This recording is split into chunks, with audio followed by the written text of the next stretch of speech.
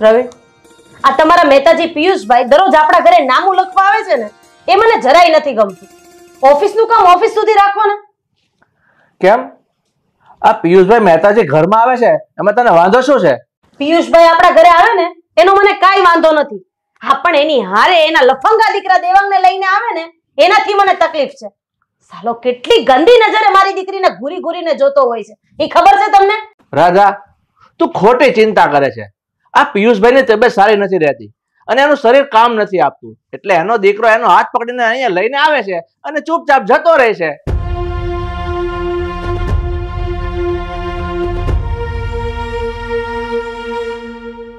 કેમ છો શેઠ? આવો બેસો.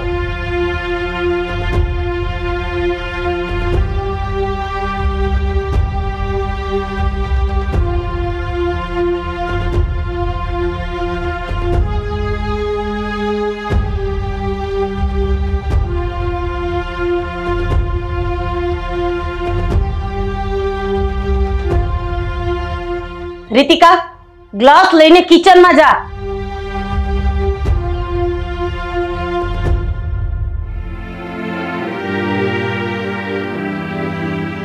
ચાલો પપ્પા, હું હવે ઓફિસે જાઉં છું. સાંજે આવીશ ને ત્યારે તમને લેતો જઈશ. ઓકે? સારું બેટા, જા.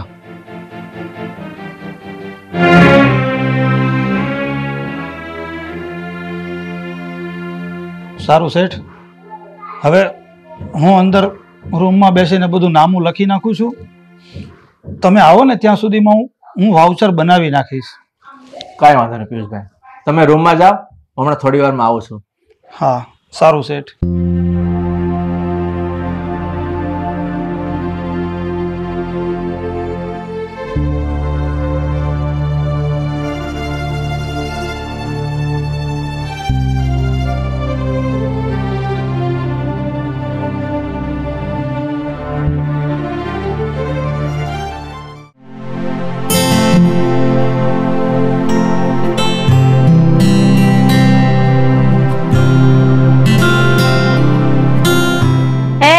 આમ સેલ્ફીની દીકરી થયા વગરની આ બાજુ બેસ, મારે તારી હારે વાત કરવી છે.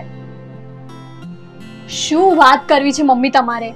આ પેલા મુનિમનો દીકરો દેવાંગ આપણા ઘરે આવે છે ત્યારે મલકાઈ મલકાઈને એની સામે શું જોવે છે? કઈ લાજ શરમ જેવું છે કે નહીં? એમાં શું થઈ ગયું હવે? ડોબા જેવી એમાં ઘણું બધું થઈ જાય. સાચું કહું મમ્મી, મને દેવાંગ બહુ ગમે છે. શું? દેવાંગ તને બહુ ગમે છે એમ? ગમવા વાળી થયા વગરની શાંતિ રાખજે. ઈ આપણા મુનિમનો દીકરો કહેવાય. અરે આપણા નોકરનો દીકરો કહેવાય. ઓહો મમ્મી, તું આવું બધું વિચારે છે? એ મુનિમનો દીકરો છે તો શું થઈ ગયું? એ પણ તો એક માણસ જ છે ને. મમ્મી, સાચું કહું તો હું એના બાપ પ્રત્યેની ઉદાર ભાવનાથી ઇમ્પ્રેસ થઈ ગઈ છું. એ છેલ્લા 6 મહિનાથી એના પપ્પાને અહીંયા મૂકવા આવે છે અને સાથે લઈ પણ જાય છે. તું જ વિચાર કર, જે પોતાના પપ્પાની આટલી બધી સેવા કરતો હોય તે એની પત્નીની કેટલી સેવા કરશે. એટલે તું કહેવા શું માંગે છે? એ જ કે હું દેવાંગ સાથે લગ્ન કરવા માંગુ છું. તારું ચસ્કી તો નથી ગયું ને? તું એક અમીર બાપની એકની એક દીકરી છે અને તું આ નોકરના દીકરા સાથે લગ્ન કરવાના સપના જોવે છે? તો શું થઈ ગયું? મારા પપ્પાની હું એકની એક દીકરી છું અને એમ પણ લગ્ન પછી તો બધી મિલકત એની જ થઈ જવાની ને. પછી એ પણ આપણી લેવલમાં જ આવી જવાનો ને. આ બકવાસ બંધ કરતા રહો. મારે છે ને આ તારું કાઈ નથી સાંભળવું. અને એક વાત કાન ખોલીને સાંભળી લેજે, આજ પછી જો મને તારા નાટક દેખાય ને તો તારું ચામડું ચીરી નાખીશ.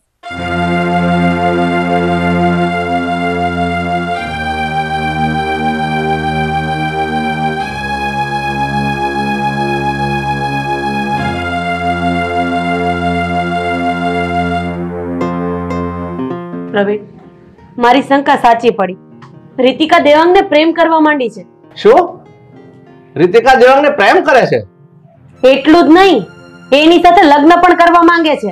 હે ભગવાન, આ શું થઈ રહ્યું છે? કઈ ખબર નથી પડતી. એ સમજવાની જરૂર નથી. પ્રવીણ, તમે એક કામ કરો, આ તમારો જે મહેતાજી છે ને એને છૂટો કરી દો અને બીજો મહેતાજી રાખી લો. રાજા, એમ પિયુષભાઈને છૂટા ના કરાય. એ આપણી કંપનીમાં વર્ષોથી નોકરી કરે છે અને હવે એને 2 વર્ષ માટે કે થોડા છૂટા કરાય? તો પછી એક કામ કરો, એ આપણા ઘરે ભલે આવે પણ એને કહી દો કે એના છોકરાને આપણા ઘરે ના લાવે. હા, ઈ તારી વાત ખરી. દેવાંગને આપણે અહીં આવતો બંધ કરી દઈએ ને તો બધો મામલો થાળે પડી જાય. અને જો આમને એમ આયલું ને તો આ છોકરી ઓલા છોકરાને લઈને ભાગી જશે અને સમાજમાં અને ગામમાં આપણું નાક કપાય ને ઈ તો જુદું. હા રાધા, એ તારી વાત ખરી. હું હમણાં પિયુષભાઈને મળે અને એને કહી દઉં છું કે કાલથી તમે તમારા છોકરા દેવાંગને તમારી સાથે નહીં લાવતા. બસ.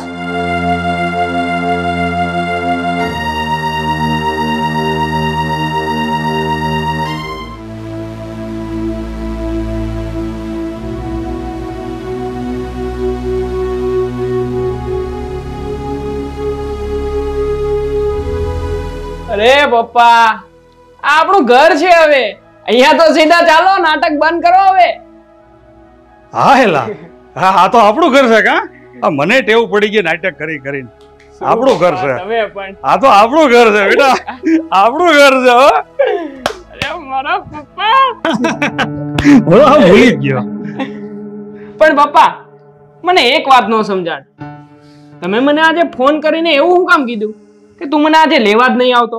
બેટા, અમારા પ્રવીણ શેઠ છે ને, એમણે કીધું કે તમારા દીકરાને મારા ઘરે નહીં લાવતા. નહીં લાવતા એટલે? પણ કેમ પપ્પા? કેમ શું? એની દીકરી રીતિકા છે ને, એને તારી સાથે પ્રેમ થઈ ગયો છે. શું વાત કરો છો પપ્પા? હવે આપણો પ્લાન સક્સેસ થઈ ગયો છે. અને તું જોજે, આ રીતિકા છે ને એના બાપ પાસે જીદ કરશે કે મારે દેવાંગ સાથે જ લગ્ન કરવા છે, એટલે પ્રવીણભાઈની બધી મિલકત તારી. અરે પપ્પા, માત્ર મારી જ નહીં, આપણા બંનેની થઈ જશે. હા.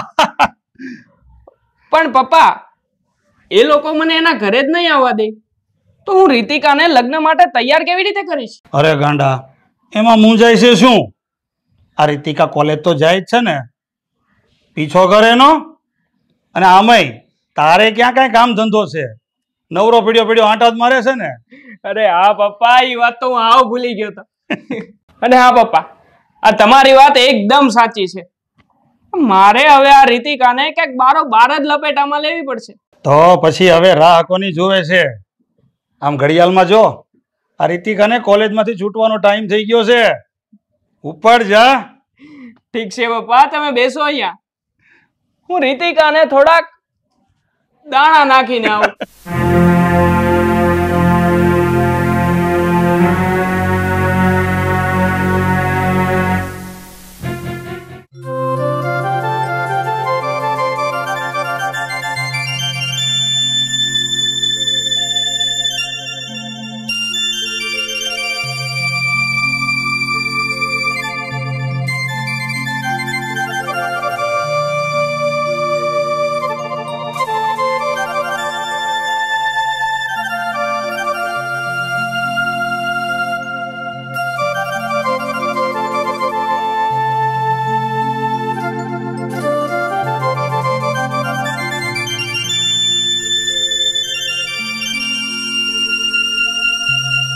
અરે રાધા, તું આ શું કરે છે?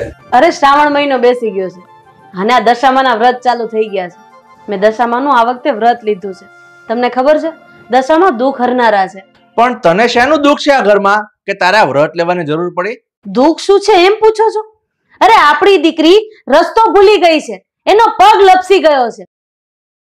આપણે એને ગમે એટલી સમજાવશું ને તો એ પાછી નહીં વળે. એને તો હવે દશામાં જ પાછી વાળશે. રાધા, મને તારી કોઈ વાત સમજાતી નથી, પણ કોઈ વાંધો નહીં, તને ઠીક લાગે એમ કર.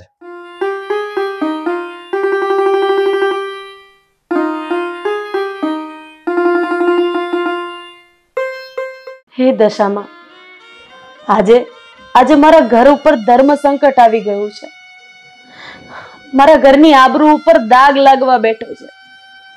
મારી એકની એક દીકરી મારા કયામાં નથી, અરે એનો પગ લપસી રહ્યો છે. માં, મેં એને સમજાવી એમ છતાં એ પાછી વળે એમ નથી. હવે તું જ એને સમજાવ, તું જ એને પાછી વાળ માં. તારી સિવાય બીજો કોઈ આધાર નથી, કોઈ આધાર નથી.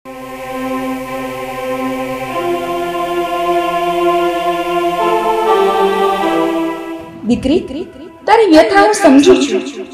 મને ખબર છે તારી દીકરી મારા ભૂલી ગઈ છે. એને પેલો છોકરો ફસાવી રહ્યો છે. માં, હવે તું જ મારી દીકરીને પાછી વાળ. એ મારી કોઈ વાત માનવા તૈયાર નથી. તું ચિંતા ના કરીશ દીકરી, તારી દીકરીને હું પાછી વાળીશ. એને હું સાચી વાતનું ભાન કરાવીશ. તારી દીકરી એની મેળે પાછી આવી જશે. બસ મારી માં, મારે આટલું જ જોઈએ છે, બીજું કાંઈ નથી જોતું. તમે ખરેખર કરુણાનિધિ છો માં, ખરેખર કરુણાનિધિ છો.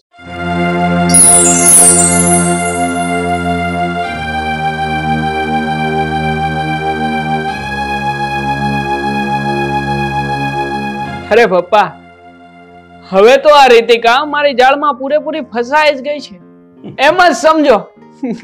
તો પછી શું થયું? લગ્નની તારીખ પાકી કરી કે નહીં? નહીં પપ્પા, તારીખ તો હજુ સુધી નક્કી નથી કરી, પણ હા, આવતા મહિને આપણે મને લગ્ન કરી લઈશું એવું જરૂર કીધું છે એને. એ જે કાંઈ પણ હોય, પણ તું ઉતાવળ રાખજે, કારણ કે આ પ્રવીણભાઈ તો ઠીક છે, પણ એની મમ્મી રાધા છે ને, એ બહુ હોશિયાર છે. જો એને આપણા પ્લાનની ખબર પડી જશે ને, તો આપણા હાથમાંથી આ ગોળો અને ગોફણ બેવ જશે, સમજો? અરે પપ્પા, એમાં થોડું કહેવાનું હોય, હું દીકરો કોનો, તમારો જ છું ને.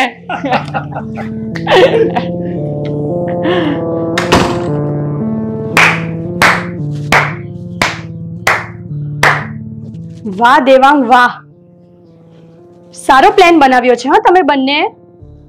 મને ભોળવી, મને ફસાવી, મારી સાથે લગ્ન કરીને મારા પપ્પાની મિલકત પડાવી હતી ને. સરસ, કેવું પડે હા બાકી. અરે રીતિકા, તું સમજે એવું કઈ જ નથી. વાતને સમજવામાં તારી ગેરસમજણ થાય છે. ગેરસમજ તો મારી હવે દૂર થઈ છે. અત્યાર સુધી હું સમજતી હતી કે તું કેટલો સારો માણસ છે, પણ મને આજે જ ખબર પડી કે તું કેટલો હરામી છે.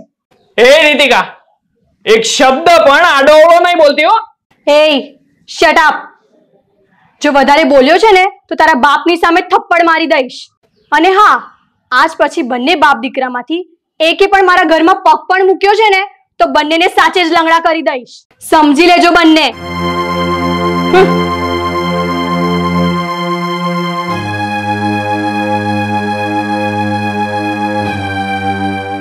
બેટા, આ તો હાથમાં આવેલું બધું ગયું. હશે, હવે બેસો તો ખરા.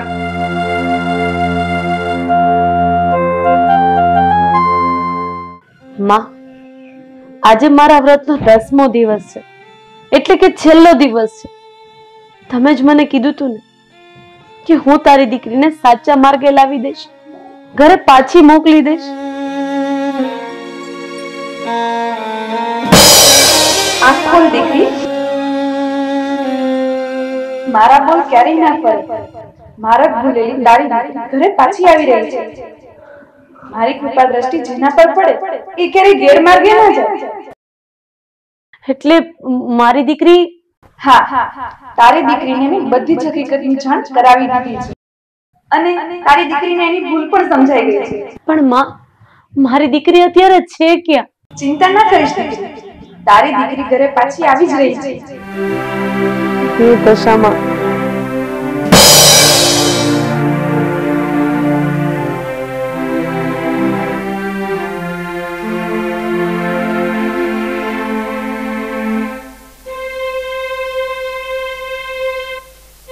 મારી દીકરી.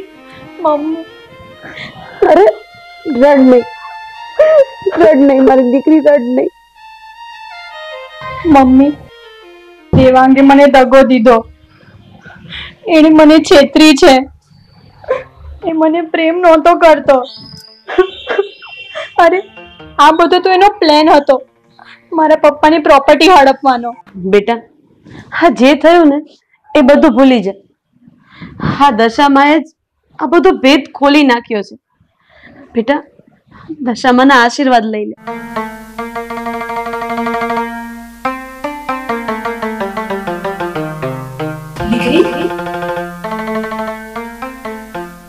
દીકરી જ્યારે યુવાન હોય ત્યારે એને મા બાપની આજ્ઞામાં રહેવું જોઈએ. એને શિવ મર્યાદાને ઓળંગવી ન જોઈએ. ચીચરું વર્તન કે અભદ્ર વાણીનો ઉપયોગ ન કરવો જોઈએ. માં, હું મારા મમ્મી પપ્પાની આજ્ઞાનું પાલન કરીશ અને અત્યાર સુધી મારાથી જે પણ ભૂલ થઈ ગઈ છે એ બદલ મને માફ કરી દેજો.